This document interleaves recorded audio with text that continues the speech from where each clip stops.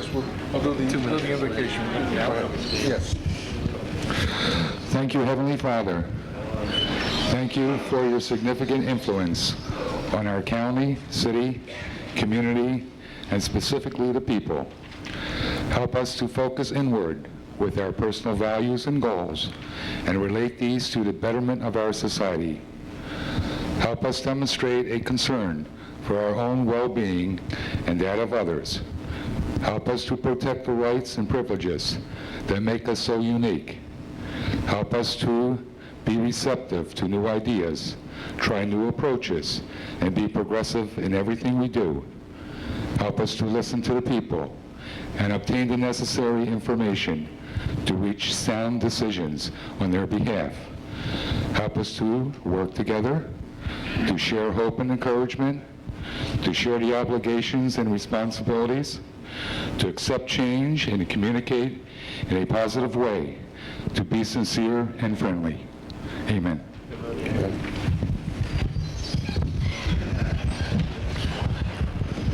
We are going to start this evening with a meeting of the CDA Board of Directors. Carol? Call the roll. First ward. Here. Second. Here. Third. Here. Fourth. Here.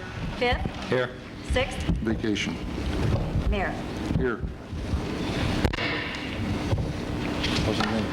I only have two items on my agenda. The first is to approve the minutes from Tuesday, January 6th. The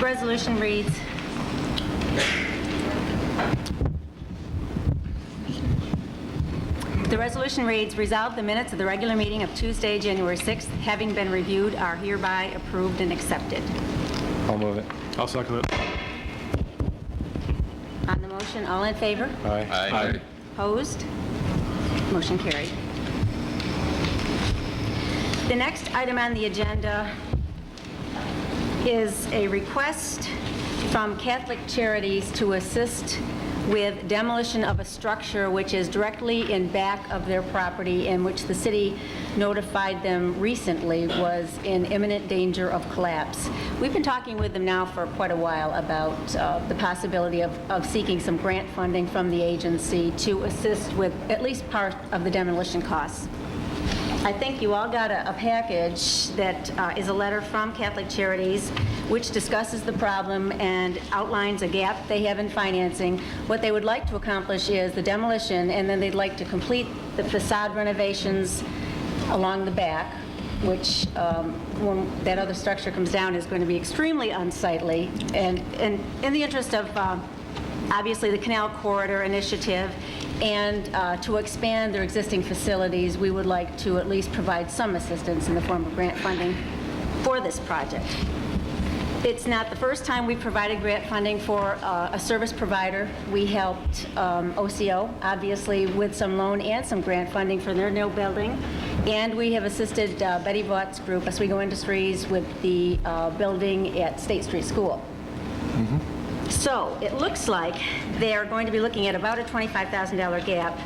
If that dollar amount came down based on updated estimates, we would hope to decrease that amount proportionately, not more than 30% of their total costs, or a maximum of $25,000. And I think Andrea's here tonight. Would you like to say anything, Andrea? You covered it all. I do get information here.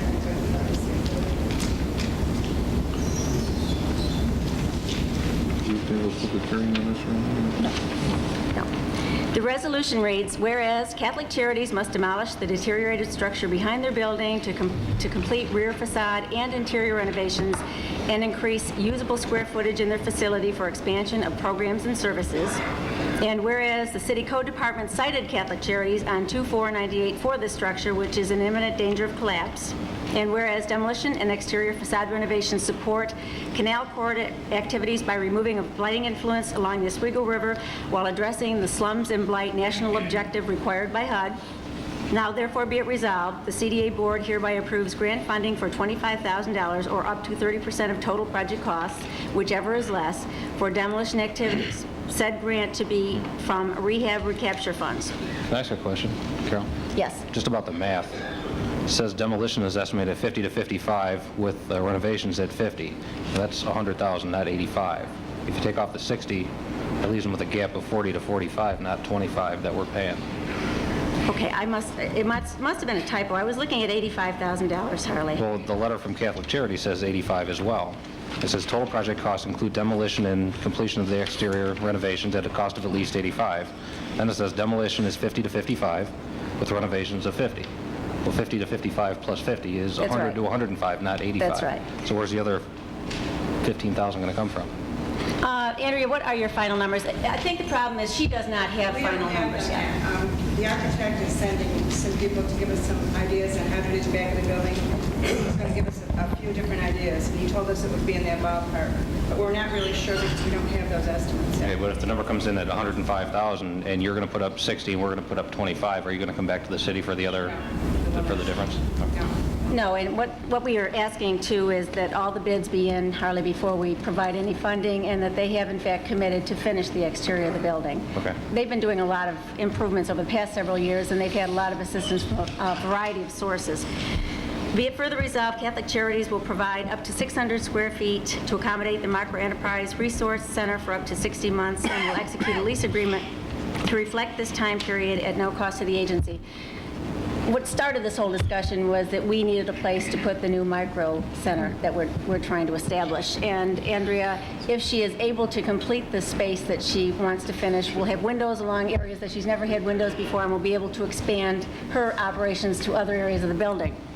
She has an area in her lower level that will nicely do for a micro center, and they're willing to allow us, obviously in exchange for the demolition, for assistance with demolition, some free rent for up to 5 years. Are you looking for a motion? I'll move it. Second. On the motion, all in favor? Aye. Opposed? Motion carried. And as I say, this will be contingent upon receipt of all the bids, so the maximum it would be, Harley, is 25. It could conceivably come in at less than that, and that's what we would be paying, the difference between what they actually have available and what their costs are, just to address that gap. I would like to comment really quick, like, you folks have an item on your agenda, which is number 8, the draft generic environmental impact statement. I think Joe has a date of March 3rd, which has been changed to March 10th, Jeff. What we're saying is that you hereby determine that the draft generic environmental impact statement is complete with regard to its scope and content. We will ask that you all review. I think you all got 2 large books. Review those. Jeff's reviewed his copy, made changes already, and made comments. We would ask that you all do the same, get your comments back to us so that we can then get them back to Saratoga. At that meeting then on the 10th, Saratoga will be here to address all of those questions and comments that we make in that statement. Did that cover it? Is there any additional? Would you like an update on the Cabinet building? Yes, please. Okay. Jeff, you had discussion with EPA today and DEC. Would you like to update us on the Cabinet building? The EPA, Greg DeAngelis is here today, started yesterday, I guess, with 7 people from the EPA, and they are beginning the first stage of what would be the brownfield study, which obviously has changed a little bit since the fire at the building. We're still working with the DEC to see how the scope can change in the plan. We're still putting some materials together, and we're getting some price quotes still, or we're working to finalize those price quotes that Dan has, and that's on your agenda tonight also, to see if the DEC will pay for a portion of the demolition so that we can proceed with the study. Obviously, some things have changed with the scope of the study because of the fire. There will be things that we are not going to need to do at this point. But in order for them to do some soil samples and for some groundwater samples as part of the reuse study, the whole idea of the brownfield study obviously is to see if we can use the property for some long-term use for either redevelopment, for economic development, or for housing purposes. The EPA will be here until Friday, and they are, right now, they're packing barrels and storing them, and then they will take them away. And once the building is demolished, then the DEC will come back in and do the next step of the brownfield study. So the study should continue. It's going to be in a different order than we originally anticipated. We expected that the building would be raised probably a year and a half to 2, and it's going to be down in a couple weeks. But the DEC is going to go ahead with the study. When are they going to start demolition? Demolition, the date we have, the last I talked to Dan Vaughn, was Wednesday. Okay. Ash Wednesday. That's apropos.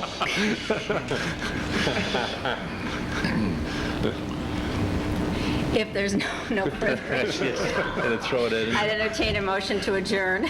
Move to adjourn. So be it. Move it. Second. Second? All right. On that motion, all in favor? Aye. Opposed? The motion carried. We would hope to return to our regular time next month on the 4th Tuesday, barring any changes.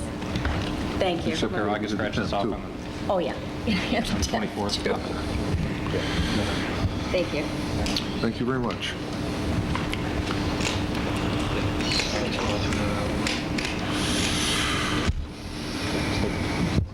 Musical chairs. Bring in.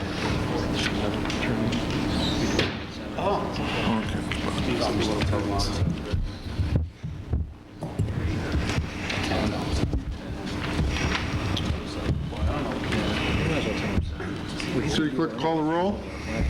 Mayor Stafford. Here. Alderman Lincoln. Here. Alderman Sahaski. Here. Alderman Weston. Here. Alderman Sherman. Here. Alderman Thompson. Here. Alderman Woodward. He's on vacation. Please note same. All present except for 6th Ward, Your Honor. Thank you. Item 1.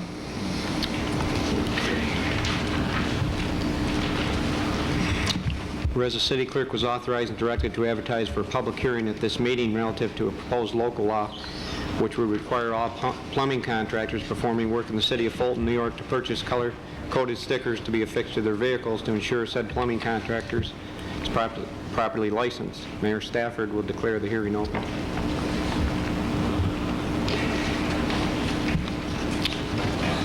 I'd like to address item 1 and 2 because the next item there relates to heating contractors. I'm a member of your heating and plumbing board. As such, I voted against this resolution. I'd like to explain the reasons why. On the outset, this looks like a very simplistic idea that you would allow contractors to basically advertise that they're licensed within your municipality. And for local contractors, that's fine. We cover areas as far north as Watertown, as far south as Cortland, Ithaca area. If we were required to put a sticker for every area we were licensed, our vans would look like those ones that you see, I climbed Mount Hood and got to the top. And the point that I'm trying to make here is that if you want to have people advertise that they're licensed, I don't have a problem if it's voluntary. The company I work for, AirTech Heating, you've noticed our vans in town. You'd be hard-pressed to miss them. They are actually moving billboards. They're designed that way. We have no place to put or affix one of your stickers. And if you would like to take a look at one of our vans, we'd be more than happy to provide pictures of that. And those vans were designed so that every single one of our trucks looks like the other trucks in the fleet. We have over, I'm going to say, probably 10 to 15 vehicles on the road. They're all white. They all have our same logoing. And the logo actually basically takes up a majority of the van, and we did it that way for advertising purposes, and so that the vans would all look the same. This issue is fine if you have people who are not licensed in your area. The problem is contractors who aren't licensed, number one, are not going to buy your stickers. So the whole point of trying to catch somebody who doesn't have a license, he certainly has no way of going down to City Hall and purchasing a sticker. The other point is companies are not licensed in your city, individuals are. So what that means is I hold a license for doing heating work in the city of Fulton. The company I work for is not licensed. You can only license individuals. So there's really no point or purpose to doing this other than detracting from city manpower in order to implement this sticker program. I mean, obviously that has some hour and labor associated with it, and I think the city employees have better things to do with their time than mandate contractors to purchase stickers. Thank you very much for your time. Wait, Joe. If you were going to do some work here in town, you would have to have a sticker on your truck. And if the guy I would be legally required to do that. and the guy at the next office over, if he was not licensed, then he wouldn't have one on his truck, right? He would have a hard time getting one if he didn't have a license. Okay. So what happens if your truck breaks and you want to take somebody else's into town to do your work? Well, You're kind of SOL, We right? actually, on some of our commercial projects, we actually have our employees drive their own vehicles on some of our commercial projects. The reason we do that is when we're involved with prevailing wage projects, what you're going to find is we have to pay a prevailing wage. The employees are basically paid that wage while they're at the job site. They drive their personal vehicles, although they're working for Airtech Heating. Sometimes we do that, sometimes we don't. You're basically, this is, at the outset, this looks like a great idea, but the reality of it is you're not doing anything to affect a change in your city, and you're only making it more difficult for contractors to comply. If you want to pass legislation and make it, if somebody wishes to put a sticker on their truck, I have no problem with that. I think it's a great idea if they want to do that. The problem I have with it is you're trying to legislate that every contractor who comes into your area purchase a sticker. Our trucks are no different than if you see, go to Liverpool, here's an example, Charles Plumbing and Heating. Their trucks all have the little bear, they're all painted red. There's no place to affix a City of Fulton sticker to one of those vehicles either, without either covering up one of their logos or detracting from what they're trying to do with their marketing. For the larger contractors or larger companies, it causes this problem. If you're a smaller contractor and you have one vehicle, that's fine, and I don't negate anybody that wishes to do that. I have a problem with the city trying to legislate that I'm required to do that. Do you have a suggestion on how we can? Make it voluntary, Mike. If somebody, Mayor Staver, I'm sorry. No. If somebody wishes to do that, let them purchase the stickers if they want to. Well, I don't care about the stickers on the vehicle necessarily, but if you don't have that, is there some way that people would know that they're hiring a licensed contractor? The only thing that you can do is the only time you're going to notice that is, first off, if there's work being done in your area, it's supposed to be permitted for. Obviously, some things don't get permitted for. If somebody comes into your area and a homeowner has a concern whether that person is licensed or not, then they could call the city and find out that information. It's very difficult to say, yes, there's a safe, free-for-all way of doing that. This is why people get into these issues more so with companies that come in and do paving or these siding companies. You're hearing about these people all the time. The State Attorney General's office is suing companies. They come into an area, they're not licensed for doing anything, they take people's deposit money, and then they bail. You're always going to have situations where that can occur. Mandating that somebody put a sticker on a truck does nothing to prevent that, because the people who do operate business that way, they want to be as low-key as possible. They're going to come up to a resident's place of business in an unmarked truck, whether they have insurance to operate as a contractor or not, who knows? Those are some responsibilities that people should have to, hopefully, we always advise people get 3 estimates and make sure you're getting referrals and make sure people have at least insurance. Now, these recommendations for both of the 2 items came from the boards. That's correct. Are these recommendations to take care of a specific problem, or is it general? I believe it was a general. I was the only person who voted against it, and I'm one of, I believe there's 5 other members of that board. I viewed my concerns for it at the meeting. I believe at the time, I think even Alderman Sahoski was at that meeting. It's just something that they felt that, well, geez, we should do this, and I personally don't say it. If you were in my situation, you would look at it and say, yes, I can see where it would cause you a problem. If you have one van on the road and it's unpainted, unmarked, and you don't care, then that puts you in a different light. I can understand the concern with having non-licensed personnel doing work in your city, but somebody who is not going to go through the licensing process certainly is not going to try to purchase a sticker. So you have no way of doing that anyways. So if the intent is to verify that a person has a license, then the person who has a license is the only one who's going to be purchasing the stickers, because an unlicensed person has no way to access them. So is this just for ease of, driving through town, you can see if somebody has a sticker or not? If there's a truck parked at a house with no sticker, then obviously an unlicensed plumber is doing work in the city, and There's always assumptions that are made. Is that the general reason for doing I it? would assume that that's probably part of it. There's always assumptions that are made. I mean, I don't know. I mean, a lot of the plumbers traditionally in this city have always had their licenses on their trucks. They're proud of that fact that they're licensed. You have plumbers who have some of the original licensing that this city ever issued. They're very proud of that fact, and that's fine. I have no problem with that. I have a problem with the fact that I hold license number 1 heating and air conditioning contractor in this city. I'm proud of that fact, but I have no place to plaster these stickers all over the vehicles. It becomes an issue of where am I going to put the sticker and not detract from the way our vehicles look. We want them to look like fleet vehicles. I'm sure you've seen our vans. Every one of them is in tip-top condition. I don't think we have a rusted-out vehicle that's in need of any type of repairs. We do that because we're trying to present a certain type of image. And by allowing me to just plaster that sticker, my concern is I have no place to put it, and number 2, where does it end? I have to have one for this municipality. Next place where I go, I'm going to need another one. Then I'm going to need another. You see what I'm getting at? It becomes a problem. It becomes a domino type effect. What's the cost for that?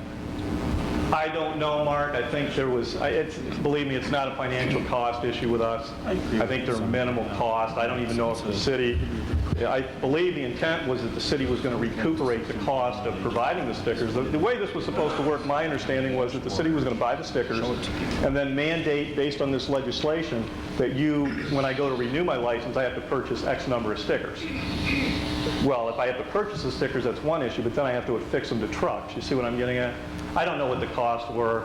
I don't know if it was a break-even issue for the city. I believe the intent was that when they renew the license, that the city was going to look at doing it that way. And like I said, at the outset, this would look like a non-issue. And believe me, nobody else would typically even have an opinion on this unless they were a plumbing or a heating contractor. Other than a sticker on a truck, is there a way that if somebody pulled you over, you could prove that you're licensed in the city? I mean, do you have an actual license? Well, yeah, you do. You have a license. It's so easy to check that that's not the issue. Right. I mean, when people have been written up for doing work in this city without licensing, there's never been a real problem with that. I mean, it's very easy to tell. I mean, if you drive by somebody's house, obviously the plumbing inspector or the building inspector happens to drive by somebody's house and they're pulling out a furnace or a bathtub, then obviously, the bells are going to go off and they say, gee, was there a permit pulled for that project or was the person licensed? I guess I don't have a problem with the stickers if they're not mandatory, is my point. If the issue is if somebody chooses to purchase a sticker from the city because they want to do that on their vans, I have no problem with that, but if you mandate them, then it causes us a problem. As a corporation, it causes a problem because then we have to go through and figure out where on our vans are we going to be able to put these things. And when I say there's literally not room for it, the sticker is probably a little bit bigger than this piece of paper. Our van logos take up the whole back quarter panel. Yep. I mean, you've seen our large logos on trucks. I mean, they're very visible. Yep. Joe, what would your feelings be on as far as something like the handicap sticker you hang in from the... I would think that would be even a better idea, to be honest with you, something that could be hung off of a visor. I think it's an excellent idea. Because there, again, it's not permanently affixed to the vehicle as you change vehicles. That could be moved back and forth. I think that's an excellent idea. And I would have no objections to something like that at all. I think that's a real good idea. Joe, are there any other board members here? Is there anybody else that can give the reason why they overruled you? No, not that I'm sure they all have opinions. I mean, you get copies of our minutes. I mean, there's no issues there. And like I said, there was no malice or forethought. It was I just have a difference of opinion. And normally our board doesn't work that way. We usually pretty much agree on everything. But I do like the idea that Ed offered was that something that would be more of a hanging type sticker that could be detached. I think that would serve everybody's purpose. Can we bring this back to the board for reevaluation? Mayor? Certainly. Is that a motion? I would like to make that motion. I'll second it. Thank you very much. Continue the public hearing. We have to, well, upon completion of the public hearing. Yes, please.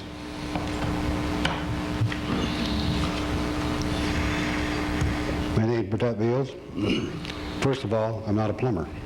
I'm not a heating contractor. I'm an electrician. Okay? A lot of people use their own private vehicle, $30,000, $40,000 vehicle. We don't want no sticker on it. You want a sticker on your Suburban? A lot of people are using Suburbans in different vehicles. You want a sticker put on that? I want a sticker put on all these police cars and everything, so we know all the city vehicles too. Now, I'm going back a long ways now, early 50s. I've been an electrician that long, and I have a license in the city of Fulton that long. Okay, we had stickers. I was in another city at my aunt's house on my vehicle. Here's a sticker saying I'm a master electrician, city of Fulton. A policeman comes to the door, wants to know if I'm working there because I got that sticker on my vehicle. You want that on yours? I don't think so. Probably not. I don't think anybody does. A lot of people are working as individuals, using their own vehicle. That's also their vehicle they use for their private. And I can't see anything having a sticker on there. Not only that, I can see down the road this is going to be a what we call a lateral move. Okay, you got plumbers and heating contractors here. Okay, I also qualify to be a heating contractor if I wanted to pick up the license from the state. Okay? Now, I can see a lateral move here. You got plumbers today, you're going to have electricians, you're going to have carpenters tomorrow. You want stickers on them too? That's what you're going to want. Because I know what's going on here. We got one of the code enforcement people. He's riding around. One day he rode around 2 hours and 37 minutes. All he was doing was riding around the city. That's documented.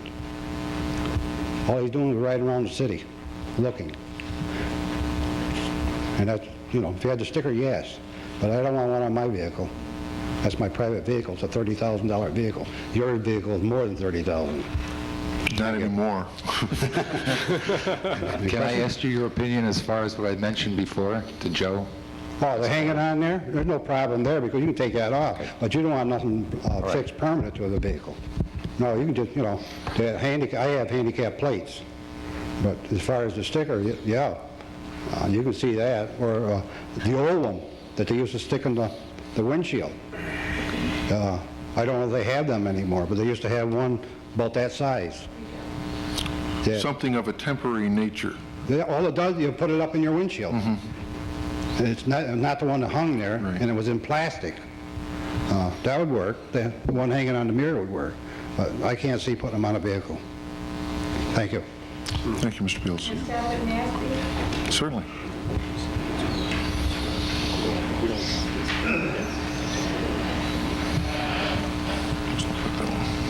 About those vehicles, handicap things hanging, well, my husband has a handicap vehicle also. We also have the card. Now, if my husband goes in any state in the United States, it's a permanent card. We take it with us.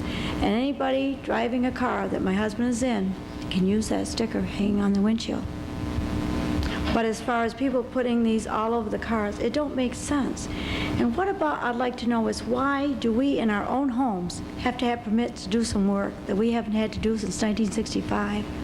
If we want to remodel a bathroom because it's leaking, we got to call a plumber in, my husband can do it? Excuse me, we're senior citizens? We need a licensed plumber when my husband can replace the leak or fix the john? Mr. Vaughn. I mean, this doesn't make sense at all with plumbers, electricians in their own homes. And this is what the code enforcement is enforcing. Just a second. Steve, is that entirely true? Homeowners? A homeowner can do their own work in their own home. Very good. In their own home Yes, without a license. yes. What about if they own another home? No, they can't. You can subject yourself to your own work. The theory is, but you can't subject somebody else to your work. It may or may not be. Even if you own a home? If you own your home, you can do the work. But if you own the other home too? No, you can't do work.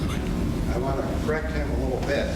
They can do the work in their own home, but they got to come down and get a permit, and they got to have it inspected, which costs them a bunch of money. Why? If you put one plug in, you got to come down and get a permit for $30. Then you got to have it inspected for $45. It costs you $30 to put it in. That's not good.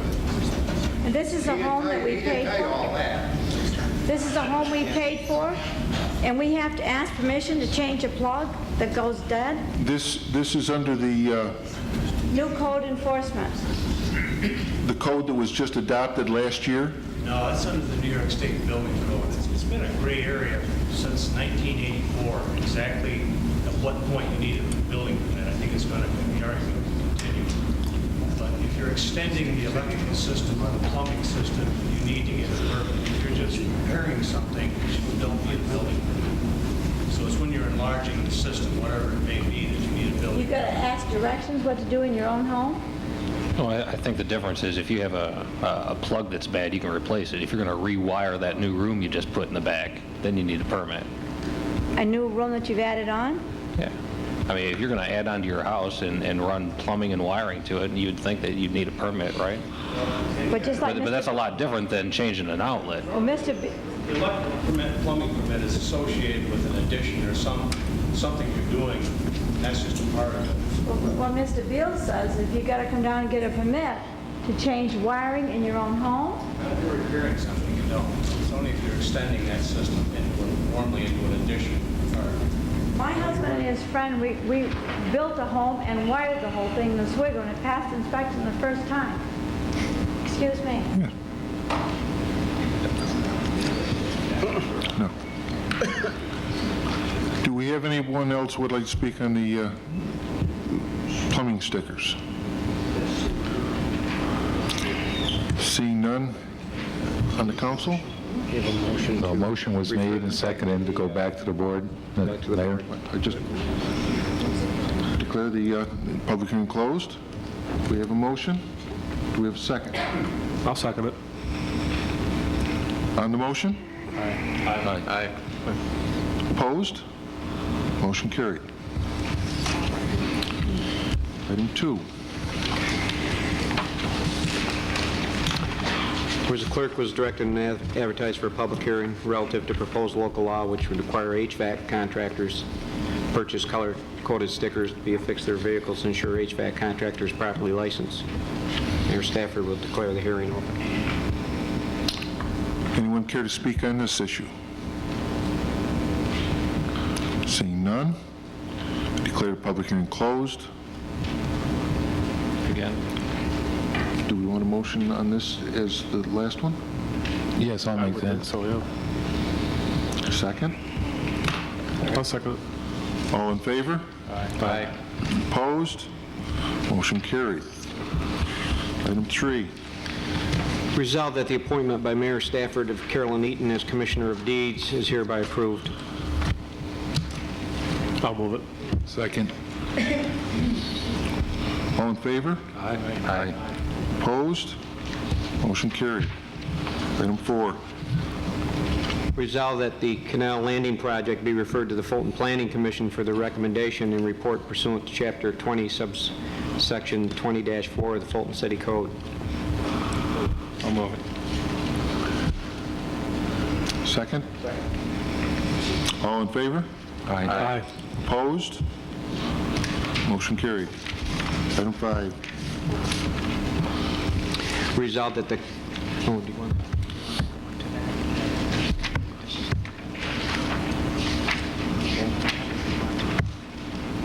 Read the motions.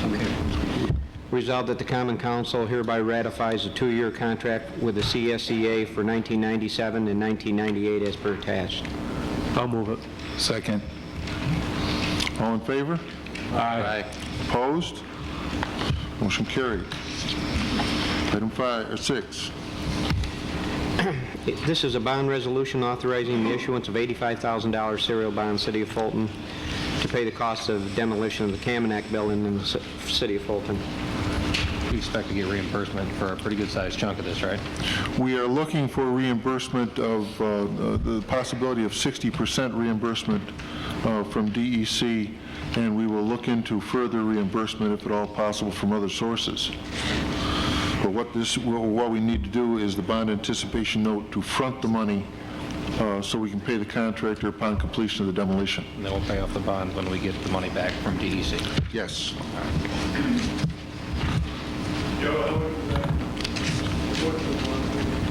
I think it's 85. $85,000. That will cover the cost of the demolition plus the cost that we had to do the emergency board up on it. Who's paying for the security guards that are out there?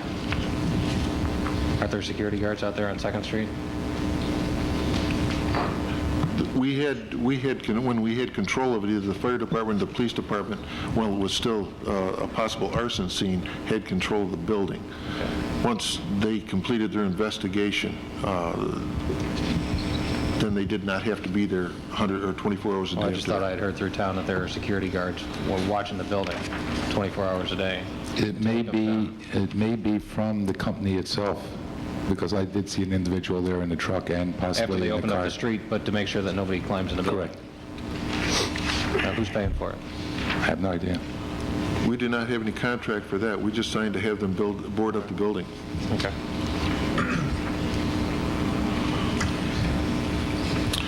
On the motion. I'll move it. All in favor? Aye. Opposed? Motion carried. Item 7. Whereas Alderman Sahaski has presented to the Common Council a draft of a proposed Patriotic Service Award to be presented to anyone by members of the Common Council in their respective wards who publicly display the American flag throughout the year as a tribute to their country.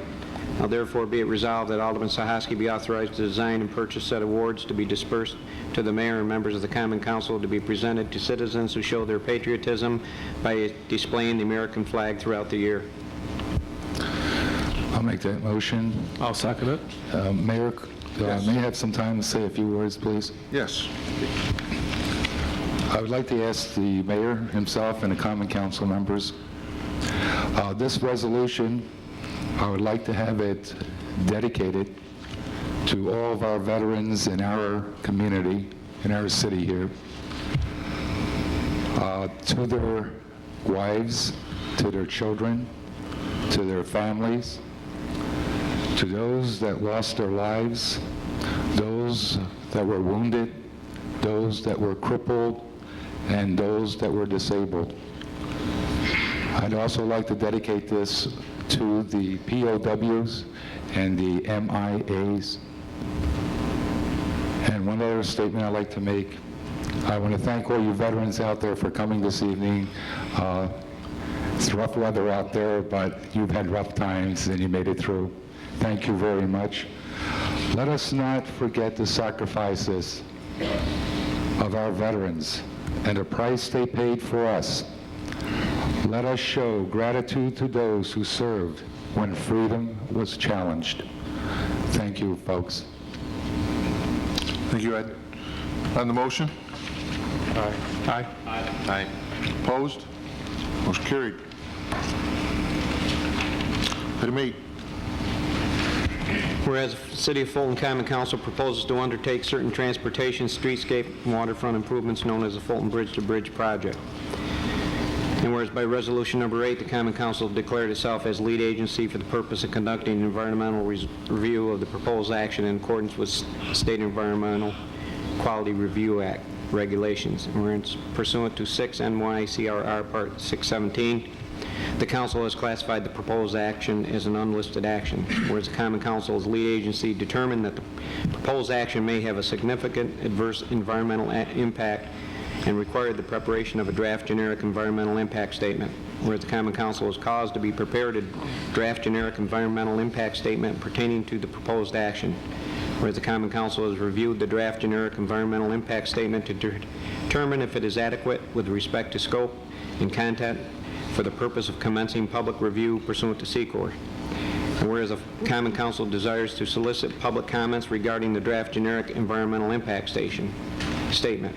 Now therefore be it resolved that the City of Fulton Common Council hereby determines that the draft generic environmental impact statement to be complete with respect to its scope and content for the purpose of commencing public review, and be it further resolved that the council hereby sets March 10th, 1998 at 7 p.m.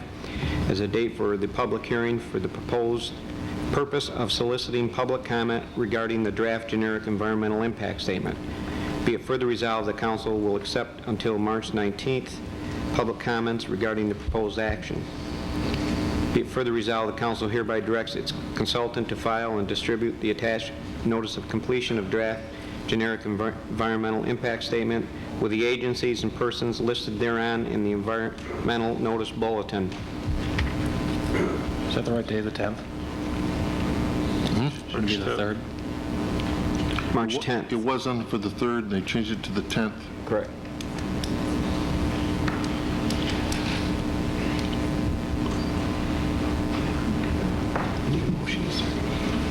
Do I hear a motion? I'll second. All in favor? Aye. Opposed? Motion carried. Item 9. Resolve that City Chamberlain transfer $2,500 from the contingent account as follows: $1,500 into the 1210.2015 mayor's account from computer equipment, $1,000 into the A1420.2015 city attorney's account for computer equipment. Motion? I'll move it. Second. Second. All in favor? Aye. Opposed? Motion carried. Now for the discussion section of the agenda, we have a presentation from the Lake Neotawana Reclamation Committee. Gentlemen?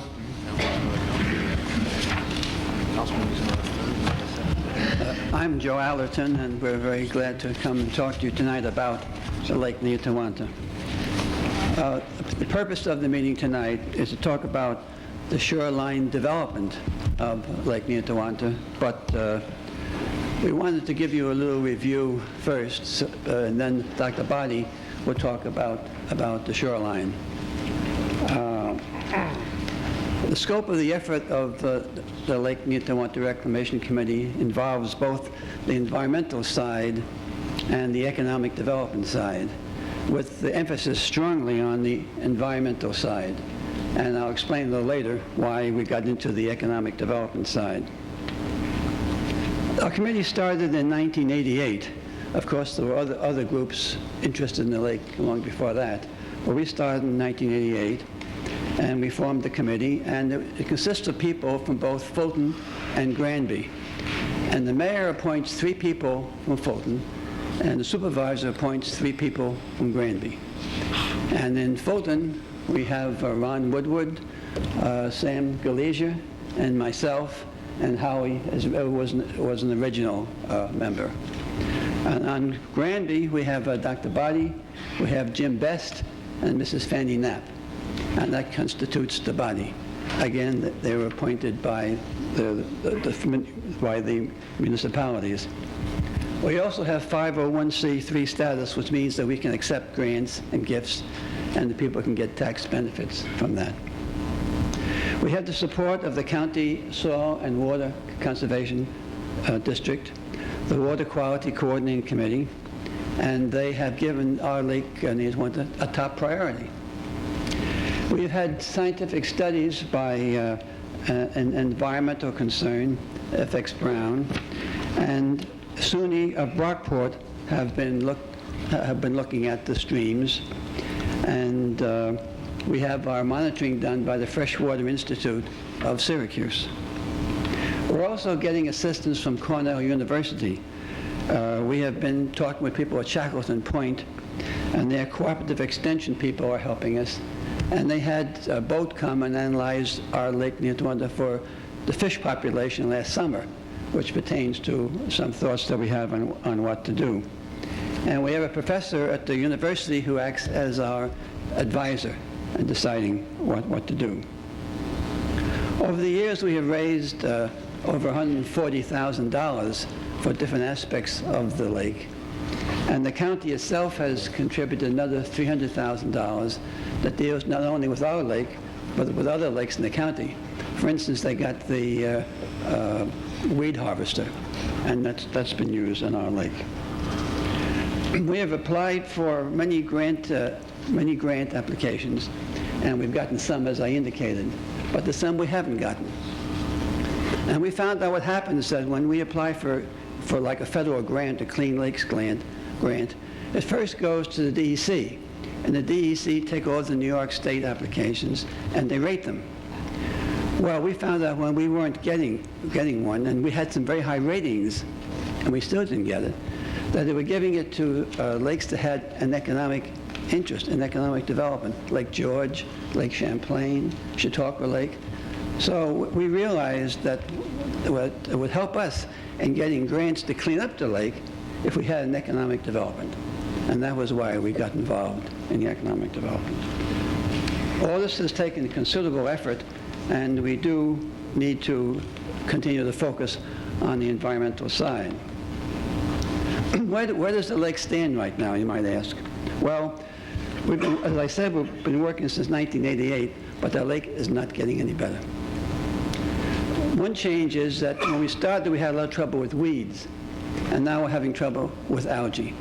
So there's a big problem there, but it's a little different. The chemistry of the lake is bad. There's just too many nutrients in the lake, and we've got to get them out. The lake is bad. It's full of nutrients, and there are nutrients coming down the creeks. So we have to have all that corrected, and the watershed must be improved. Well, when we realized, particularly last year, that the lake wasn't really getting any better, and the Upstate Institute data showed that, we realized we had to reevaluate where we are, and that's what we're doing on the environmental side. And we've been talking with people about aeration. We've been talking about people adding microbiology. We've been talking about people with everything we could think of, and including adding fish. And so we're looking at this, and we're working on an overall proposal now that we will use to try and get sufficient funds to make the correction, working with the soil and water conservation people and working with the county. Our overall plan will include we've got to take care of the watershed. We've got to take care of the watershed. We have to continue monitoring the lake, and we're talking about stocking with fish. There is some thoughts that if we stock with fish, that working down the food chain, the algae will be helped, they'll be minimized. So this is the sort of thing that we're doing right now, but we are still working on the program for the environmental side. And when we get that, we'd like to come back and show you exactly what we have come up with. Meanwhile, Mike Bodine will talk a little about the shoreline development of the lake.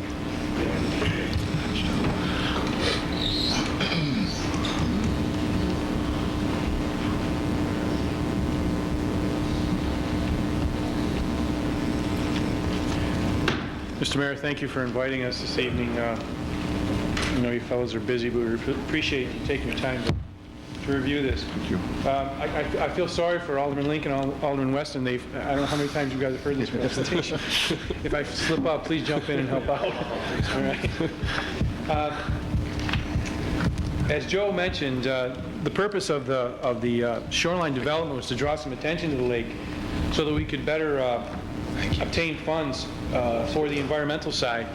And interestingly enough, one of the things that we found out when the county who applied for the funds on our behalf explained to us the procedure here. Because the EPA in Washington issues the funds, they don't know Fulton, so somehow you have to be you have to have some sort of ranking. And each state, the DEC in each state ranks its projects and then forwards them on to the DEC, or to the EPA. Now, the first year that the county applied for funds for us, we were ranked fourth, I think. Fourth. And the second year, we were ranked seventh. Now, they only fund the top 3 projects. The third year, when we had this plan in place, we were ranked number 1. Now, unfortunately, the EPA grants funds on Phase 1 and Phase 2 projects, meaning at different times. Phase 1 meaning they'll do the study. Phase 2, they'll do the implementation. The year that we were ranked number 1, they were granting funds for Phase 1 projects. We had already completed Phase 1, so we didn't qualify. And that's unfortunate. But it did give us the idea that we were on the right track with developing a plan, and that puts you in the upper echelons of the lakes that get funding. At any rate, once we realized that we needed to do something to draw attention here, we contacted some landscape architects from Syracuse. These fellows are now our adjunct professors at Syracuse University School of Environmental Design. And because they were able to use their graduate students in that program, we were able to get a conceptual plan developed without spending a whole lot of money. We did get $6,000 from the Community Development Agency in Fulton, and Granby, town of Granby put in $4,000, and we had $2,500 of our own. So for $12,500, we had these fellows develop this conceptual plan, and those of you who have done this stuff before realize that's a bargain, and that's an absolute bargain. We gave them the following charge. We said, we'd like you to come and look at the shoreline of the lake and to develop a conceptual plan of recreational and commercial activities to take into consideration the following points. We wanted them to look at the present usages of the lake and the shoreline. And we wanted them to look at the historic usages of the lake and the shoreline. And we also wanted them to develop a plan that would generate, or plan of development, I should say, that would generate funds sufficient to offset the capital investment and the maintenance, so that the plan itself would generate enough money to carry itself on. The architects came to town. They spent some time on the lake itself. They actually canoed around the lake a bit. They walked along the shoreline. They talked with people there. They came to City Hall. They got the blueprints of the old recreation park and held a public meeting here, talked with some citizens, and they came up with what they called the Lake Nianawana Opportunities Plan. That was this separate booklet. Now, in that large pamphlet that Howie Single passed out to you, Section 2 is actually this booklet, so I didn't bring separate ones of these.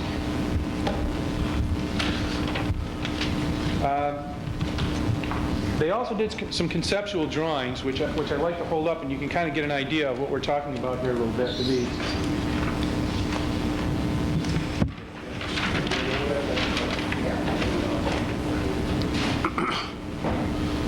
Sorry, I can't do this so that everybody can see us. Upside down.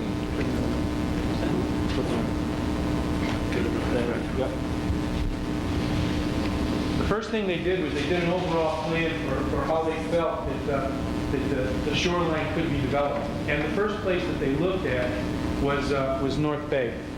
And I think we have, let's go to that one.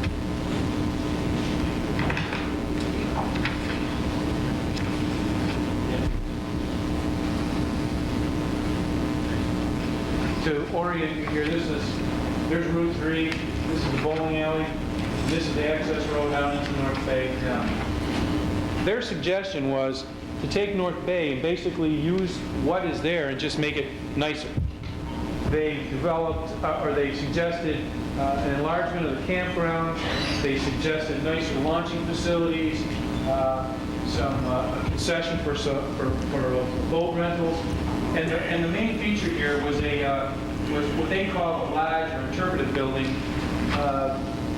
We call it more of a meeting center.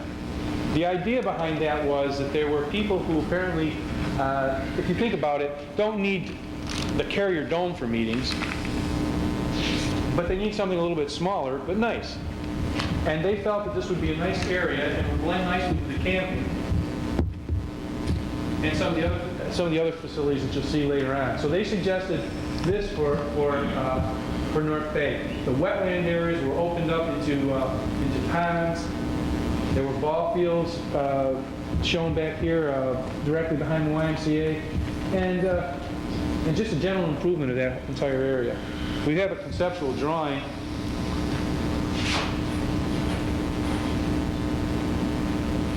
And that just gives you an idea of how nice that could look back there. Okay. Yep.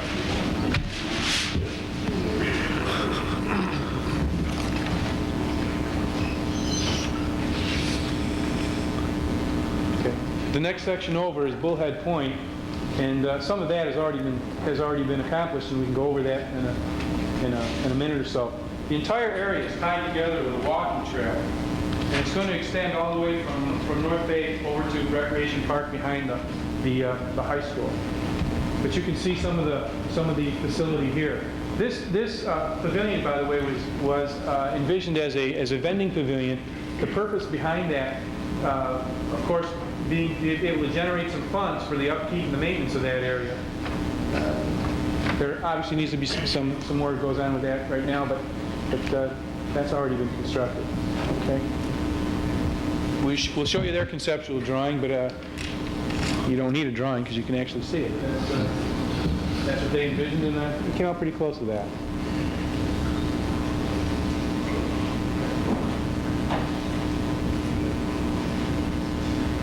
Okay, moving along, this is the area, there's the War Memorial, and this is the area along the lakefront. And they envisioned that as a nice walkway, tree line, some benches and lighting here, terminating here in what is now Recreation Park, but what they envisioned as an amphitheater for concerts. And these small structures that you see along the way are concessions that support these different activities. It's called an esplanade, a walkway. I had never even heard that word till these fellows did that. Here's a conceptual plan.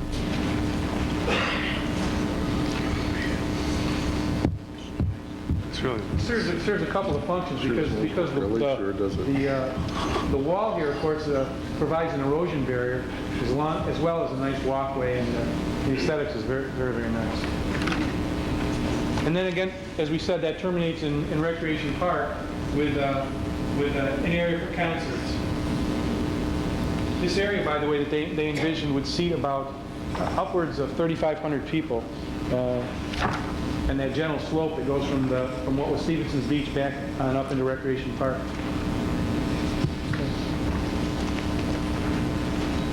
All of the parts of that plan were intentionally designed to fit together so that you could interest developers, and each one would play on the other.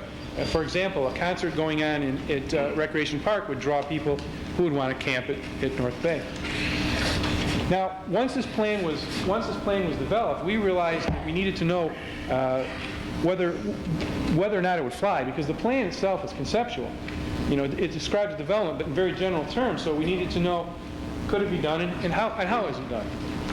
So our next project was to hire two groups of people to do the marketing and engineering.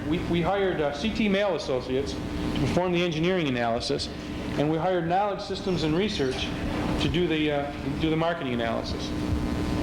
The funding, by the way, for this came partly from an NBA grant, partly from Senator Wright, and partly from a grant from Dean Foods. The end result is the booklet that you see in front of you. Now that marketing and engineering analysis looks at several different issues. It analyzed the market demand from both the city's perspective and a developer's perspective. It identified funding potential for the various aspects of the plan. It analyzed the engineering requirements and where needed, offered solutions to the potential problems. It established a timetable for development, and it suggested in detail the proper management options for the entire project. If you want to, just look through real quick. We could jump around in that booklet a little bit there. If you look at section 3, that discusses the market demand. It goes through demographics. It goes through comparable parks similar to ours, and it lists projections.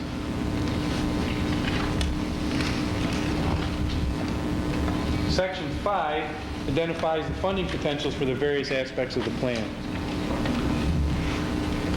Actually, if you skip to page 61, it's kind of a compilation of that entire section.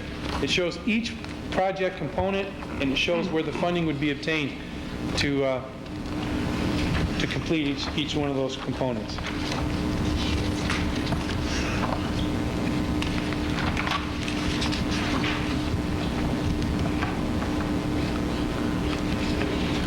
Section 6 identified or analyzed the engineering requirements. Because you want to put a building in a certain spot doesn't mean you can put the building in a certain spot. And each one of those was looked at, each aspect of the project was looked at. Existing conditions were evaluated, the infrastructure was mapped. If you look in the back, you'll see a series of maps. It outlines power lines, it outlines water and gas lines, all of that. And then necessary changes were indicated. If we had shown on the conceptual plan a building that was in the floodplain, then in this section, the engineering analysis, it was showed how you would move it or how you would remedy that problem. In the executive summary, under Roman numeral 4, it lists the timetable of development.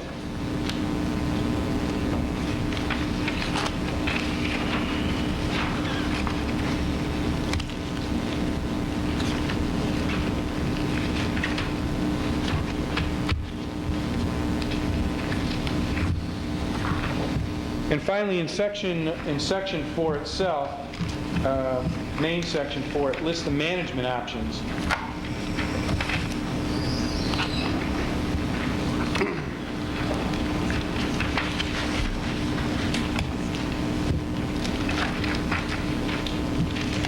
We think that the management options are one of the most important aspects of this.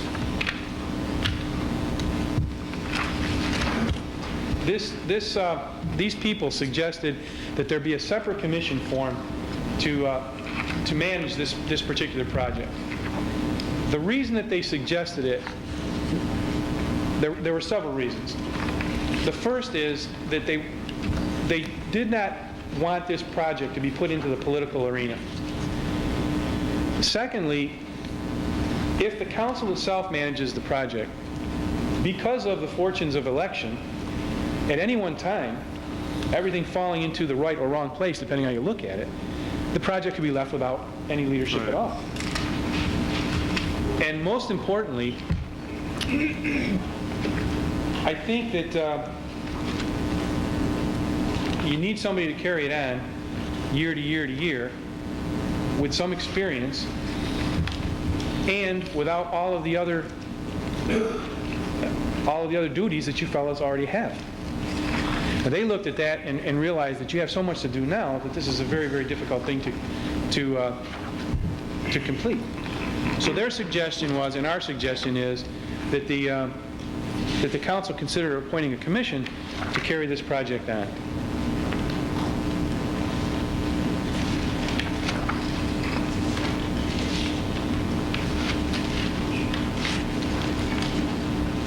I'd like to read just one section here for you.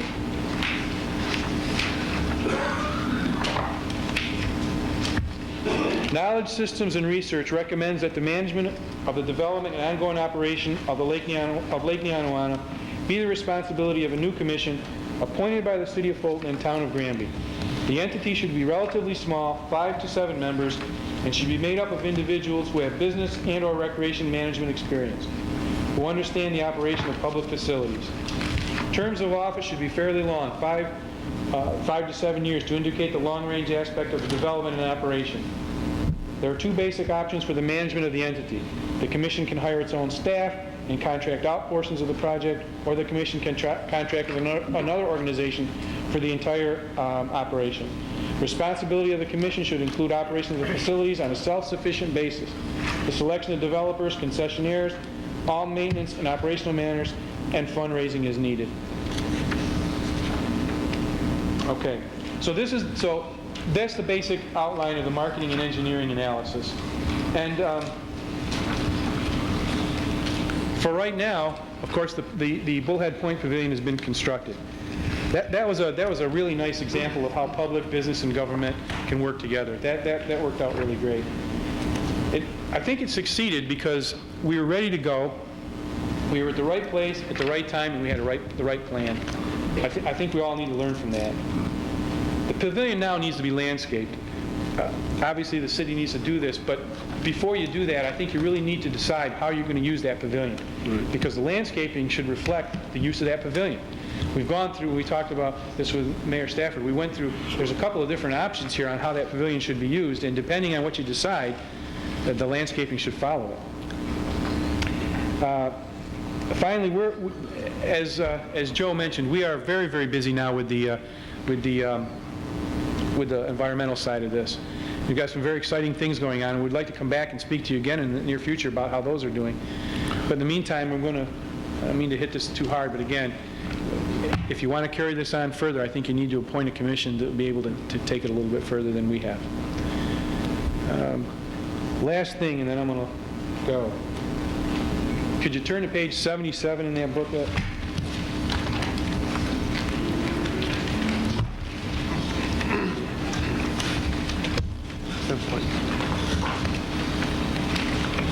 You sure it's 77? No, I'm not. I got a blank page. You got a blank page? Okay, never mind. We'll do it this way. What I wanted to read to you there is the section, their conclusion, which was that this project would be successful in its entirety. Did you find it? We got it. Okay. Find it? Under 1.2. We got it. You got it? Yeah. You see that point, that part? I think it's important that you realize that the experts looking at this understand that it's a doable project. Thank you very much. Thank you. Thank you very much, Doctor.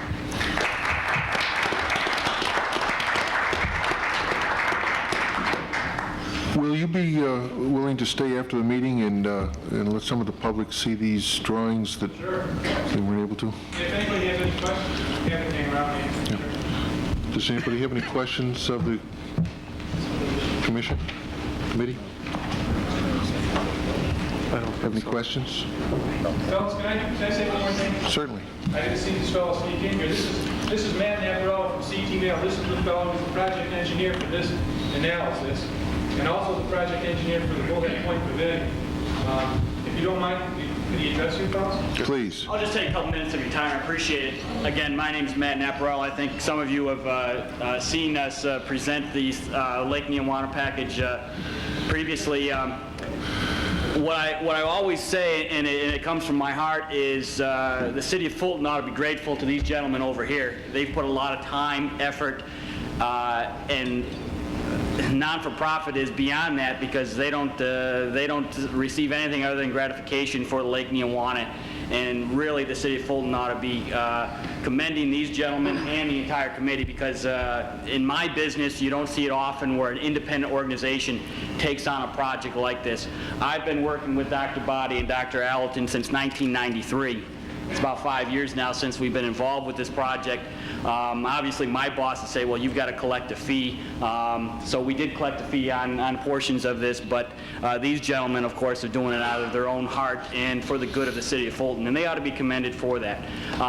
Beyond that, the one thing I do want to say is we got off to a great start with the feasibility study, and as Dr. Boddy said, that kicked us right into an opportunity to develop and to construct the pavilion. And I think the NBA group for Oswego County ought to be commended in their efforts on that behalf.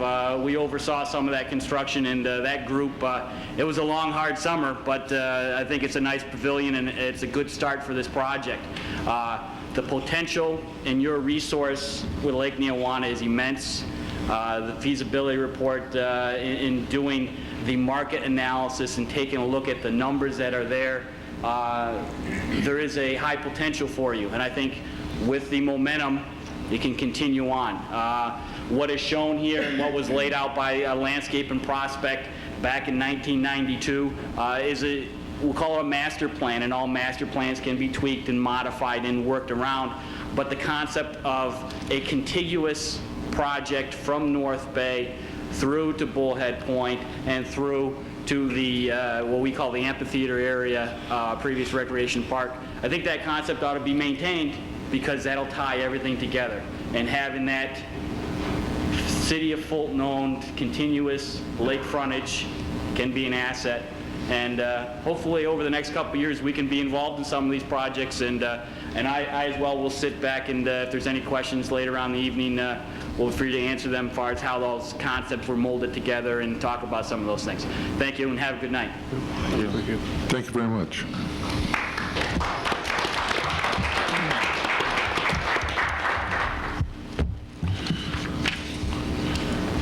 Any council members have any more information moving forward?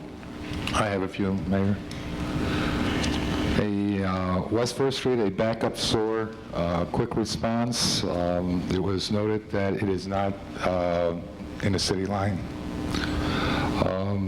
Beach Street, a complaint there where that is a one-way, and people were going down the wrong way of the one-way.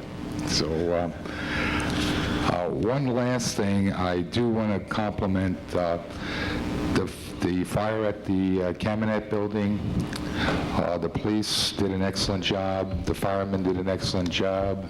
The DPW, the water department, everybody involved. But especially what I really, really liked was how a community can come together. There were some people there, went into their homes, brought coffee out for the firemen. And I want to mention, I hope I got them all, but Sue Daniels, John Herman, he was from the east side, I believe, and came all the way over to the west side with coffee. Michelle Bowers and Jamie Galvin, they were from Granby. Sherry and Steve LaBeef from West 3rd Street. And matter of fact, Steve notified the Salvation Army. I don't have the two people that came down, but they came down with coffee and donuts at the spur of the moment. And I really want to commend these people. And, you know, basically, I love it when a plan comes together. And it did. Thank you. Thank you, Ed. Anyone else? Anyone in the audience have any other business for the council? Hearing none? Do we have a motion to adjourn? I'll move it. Do we have a second? Second. All in favor? Aye. Motion carried. Yes, you did.